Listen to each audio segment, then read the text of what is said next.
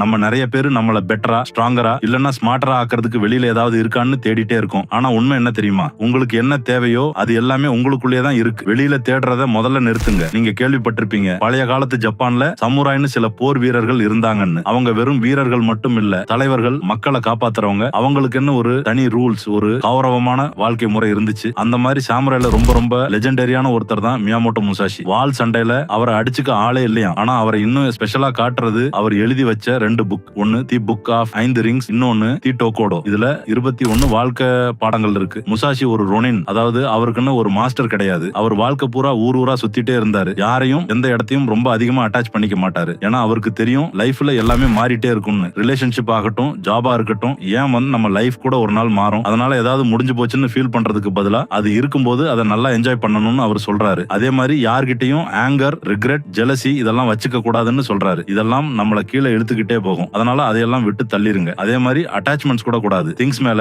Luxury items மேல, ஏன் நம்மளோட பிலீஃப்ஸ் மேல கூட ரொம்ப அட்டாச் ஆகாதீங்க. நீங்க எவ்வளவுக்கு எவ்வளவு விஷயங்களை பிடிச்சு வச்சுக்கிறீங்களோ அவ்வளவுக்கு அவ்வளவு முக்கியமான விஷயத்துல இருந்து நீங்க டிஸ்ட்ராக்ட் ஆவீங்க. முசாஷி ரொம்ப சிம்பிளா விஷயங்களை வச்சுக்கிட்டாரு. அவருக்கு ஃபேன்சியான ஸ்டஃப் இல்ல எக்ஸ்பென்சிவான டூல்ஸ் இதெல்லாம் முக்கியமா தெரியல. போற வழியில நீங்க யூஸ் பண்ற திங்ஸை விட அந்த ஜர்னி தான் முக்கியம்னு அவர் நம்பினாரு. நிறைய பேர் பணம் இல்லைன்னா மெட்டீரியல் திங்ஸ் தான் ஹாப்பினஸ் கொடுக்கணும்னு நினைக்கிறாங்க. ஆனா உண்மையான ஹாப்பினஸ் கத்துக்கிறதுல, வளர்றதுல, ஒரு கோலோட வாழ்றதுல தான் இருக்குன்னு அவர் சொல்றாரு. வாழ்க்கை எப்பவும் நீட்டா வச்சுக்கணும்னு அவர் நம்பினாரு. ஃபேன்சியான சாப்பாடு, எக்ஸ்பென்சிவ் திங்ஸ் இதெல்லாம் வெறும் டிஸ்ட்ராக்ஷன் தான். எது யூஸ் இல்லையோ அதை தூக்கி போட்டுருங்கன்னு சொல்றாரு. கடைசியா முசாஷி சொல்ற சிம்பிளான மெசேஜ் என்னன்னா, உங்களுக்கு என்ன தேவையோ அது எல்லாமே உங்களுக்குள்ளேயே தான் இருக்கு. எது உண்மையிலேயே முக்கியமோ அதுல மட்டும் போக்கஸ் பண்ணுங்க. தேவையில்லாத விஷயங்கள் உங்களை உங்க பாதையில இருந்து விலக்கிடாம பாத்துக்கோங்க. புரிஞ்சுதா மக்களே? பாய்.